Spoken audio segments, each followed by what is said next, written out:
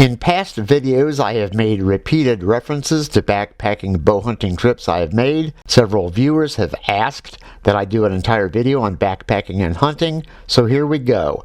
I'm going to break this video into two sections. The first will deal with the backpacking aspect alone, because the past references I have made to hunting have been in that context.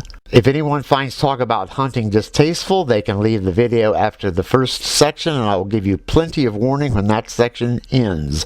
If curious non-hunters decide to watch the whole thing, they will find no images of dead game. I must begin with the now familiar disclaimer that if we're going to go on a routine camping trip or a short warm weather backpacking trip, many of the following considerations won't mean a thing. As I have said, however, my backpacking hunting trips have not been very routine. I have regularly and repeatedly been on these trips in late November in the eastern United States, specifically Ohio, and it can get freezing cold then and often wet.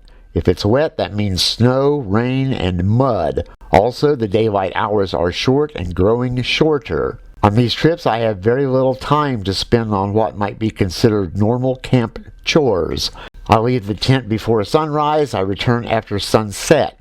At least once I decided to move my camp at midday, and I needed to tear everything down fast, pack it up fast, and set it up someplace else fast. I have also started a trip by parking my car, hiking in, and setting up camp, all in the dark, hours after sunset. I should explain that to take these trips, I had to use my weekends or take time off work and drive considerable distances, at least once hundreds of miles. For these reasons, I was determined not to let bad weather send me home early. The first year I backpacked for hunting, I used the kind of gear I used on normal camping trips and sunny weather backpacking. I started in early October about every weekend, and things went fine for a while. Then November came and I had taken a week off work. It got a lot colder and was snowing and raining and freezing all back and forth. In October, I could sit out in the dark and cook something on a single burner Coleman stove, but in the nasty November weather, I lost all interest in doing that, and in fact, grew more frustrated every day. There are no wooden shelters or lean-tos or privies where I hunted. It was one thing to stand in the snow all day, but something different to return to a camp that was only marginally better. I blamed a lot of this on the tents I was using, and I told that story in the video on my homemade tents, links in the description. When I used commercially made tents, I had no great options for storing my muddy boots and wet poncho at night, and I was worried about getting the tents dirty or punching a hole in the floor and so forth. By year 2, I was using homemade floorless tents, and all those problems had disappeared. Then I got the idea I might be able to make other improvements. One example is cooking gear, and this is a sample of the cooking gear I had used previously. It all works like it's supposed to, but that was not my point. I started asking what could I switch to that would be so light and simple that I could use it in a very straightforward way all the time and not worry that it was weighing me down. So I switched to this. As I have said, I'll still use a frying pan on a simple camping trip, but if I'm backpacking multiple days, this is it now and forevermore. I have a friend who says when I am living in a tent, I live like an animal. I'm not sure he meant that as a compliment, but maybe it's true and maybe it's an advantage. Experience shows I need only a minimum of creature comforts. I have fallen asleep sitting under trees and have no problem at all sleeping on the ground. A closed-cell sleeping pad won't keep me awake at night. So these are a few examples, and I began to look for lighter options for almost everything. Not only lighter, but structurally simple. After that, the snow and rain and cold definitely got easier to deal with, convincing me that if I solve the little problems, there are fewer big problems. I ended one of these trips by walking through the snow to my car parked on a dirt road. A local guy driving a pickup truck stopped and said he'd seen my car sitting there for days and added, "Man, you really spent some nasty nights in there." It took those gear changes to keep me back in there. I have never said this before, but I grew so confident I got the idea, hey, maybe I could do okay on the Appalachian Trail. To put it another way, without those backpacking hunting trips, it is very unlikely I ever would have started section hiking on the AT. I have told in other videos that I found I was in fact not brilliantly prepared for my first AT hike, but I figured out pretty quick how I could improve things, and on my second AT hike I was using all the stuff I have used since with few changes, and my other videos discuss that in detail. When it comes to that finalized AT gear list, I do have to pay attention to what I am doing and occasionally do things like wipe dew or condensation from my tarp tent. Even so, in my mind that equipment has performed flawlessly on the AT, or as flawlessly as I think can be realistically expected. My criteria for that evaluation is that I know the stuff will stand up to howling wind, freezing temperatures, and rain or snow flying all over creation. That gear has shown it is reliable. It will keep me cozy and not drive me crazy in those conditions. It is light and easy to carry. I've said it before, we all have to make our own choices about gear and learn our own lessons. I hope we are all prepared for the roughest conditions we might find in the hiking environment, because the risk is we might encounter those conditions. And now we start the section on hunting. If you want to leave now, thanks for watching. So, I see we still have some non-hunters watching. So here's a question. Why do I hunt in the first place? Every hunter I personally know got involved in it because their families were hunters and had been for generations. This is a farmhouse that stood for 100 years or more on a hill in eastern Kentucky. On the right is a building that originally was a smokehouse. Here's a better photo of the smokehouse. My ancestors and relatives lived in the farmhouse, and I spent many nights there as a little kid. Before the family sold the property and all the buildings disappeared, I posed for this photo in front of the old smokehouse. My family has lived in that area since about 1815. Not only were they hunters, they also grew their own food and raised and butchered their own food. For a long time, they lived a semi-frontier lifestyle, and that farmhouse did not have electricity until the 1930s. I'm sure thousands of families across the United States and Canada had similar experiences. I would not expect those whose family have lived in urban areas for generations in the United States or anywhere else to be able to relate to much of this. At least, not like somebody who grew up with it and helped butcher hogs, among other things. I do not worship my ancestors because they contained a healthy percentage of alcoholics and other bad behavior. But I think I appreciate hunting in its earlier context and for its natural world setting, and think it can be rewarding for those who approach it that way. Even if I did not hunt, we need to remember that deer are public property in the United States, and the individual states make the rules. I live in Ohio, and every Ohio deer hunter I know understands that the Ohio Division of Wildlife has a priority, and that priority is dead deer. Every year, the state wants a quite large number of deer killed.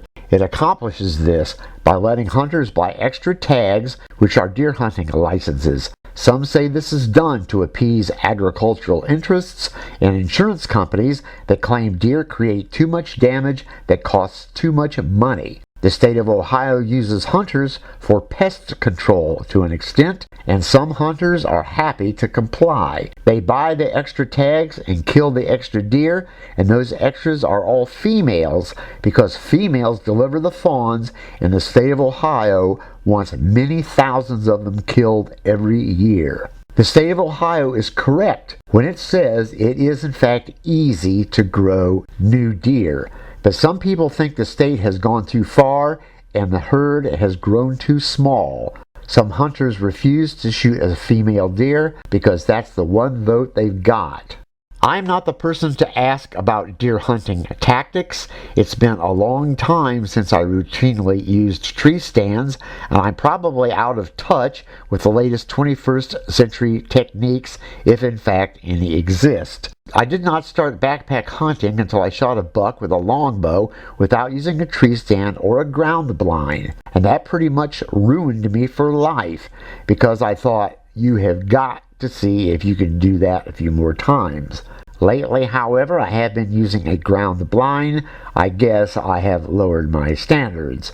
Any hunter from outside Ohio watching this knows more about hunting in their own state than I do. Most of my hunting has been in Ohio, and I have no idea if other states have the same conditions. I have backpack hunted in Colorado unsuccessfully, and when it comes to mule deer and blacktail, I know what they look like, and that's about it. The only thing I'm pretty sure of is that bow hunters face better odds if they hunt every single day. I have not been able to do that every year, and in recent years I have been forced to hunt on public land, which is probably a different experience in different states. I have often watched a hunting film or video and marveled at the length of time a game animal spent lounging around in front of a hunter. Every deer I have tagged, both gun and archery, both ground and tree stand, required getting off an accurate shot in about 3 seconds. And I am not kidding. This happened because they were usually very close and moving, and I had a narrow shooting lane because of heavy vegetation. I would say that vegetation was an advantage because it helped get me close shots. Only one of those deer stopped walking right in front of me, so maybe I had 6 seconds on him. I spent almost 2 weeks working as a volunteer for an Ontario black bear guide after I had shot a bear. The guide got hunters so close to bears it should have been like shooting fish in a barrel. But every week, 1 or 2 rifle hunters would just freak out and blow the shot. It is a great help if we can keep a grip on our nerves. It also is an enormous advantage if we can get off an accurate aimed shot quickly if the animal is close. It's a skill we can learn if we practice until we get it together.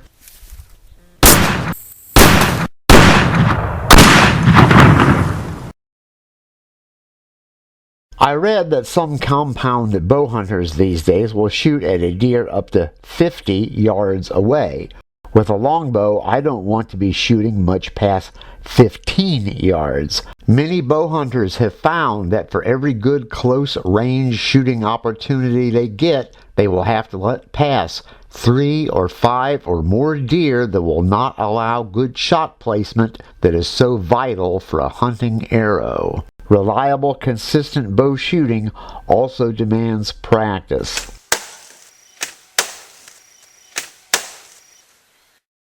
As I have said, the camping stuff I've used when backpack hunting is basically the same stuff I use on the AT, except I switched to a warmer sleeping bag. I've carried a tree stand a few times but didn't use it. This one is pretty light and strong enough to hold me. I also got some tie on climbing steps because we aren't supposed to screw steps into trees on public ground. Compared to a tree stand, a camouflage net is lighter and easier to carry if we can find a good one. This is a video still of a blind rigged with the net in a bush during a backpacking trip. 2 deer walk in front of this blind, despite the fact the horizontal part of the net is a sort of giveaway. I later got the idea of rigging the net so the top was uneven, that is to say, not a straight line. This view shows the blind backlit, which is not ideal, but a deer walked in front of this one too. This close-up shows how I created the uneven top, tying different spots of the net to a cord stretched from one side to the other. I have dragged a dead deer a few hundred yards over uneven ground and would not be upset if I had to drag one for an hour or 2. I found that if I field dress the deer and tie the front legs close to the body, I can drag him by the antlers with one hand at least part of the time. I always carry about 20 feet of a 1/4 inch rope, and it works for the tying job. Some states have specific regulations that require us to cut the deer into large pieces and make sure certain body parts remain attached to certain pieces. In Colorado, I carried a small saw for that job, but I did not get a deer there. If I did have to carry out a quartered deer, I would use game bags, which are basically cotton sacks, in my AT backpack. I would make as many trips as necessary. Call me lazy, but I wouldn't be interested in carrying more than 30 pounds at a time. For stronger individuals, packs are available that will carry 60 pounds or more. 90% of the field dressing and skinning I have done was done with a knife on the left, and I never used it for anything else ever. I later added the one on the right, thinking my hands might get a little less messy with a knife that's a little bigger, The big one on the top is for engineering. I like to hunt in thick woods and brush, and this knife is good for cleaving through tree branches that get in my way. If I think brush will be really bad, I might carry a machete and or a folding saw.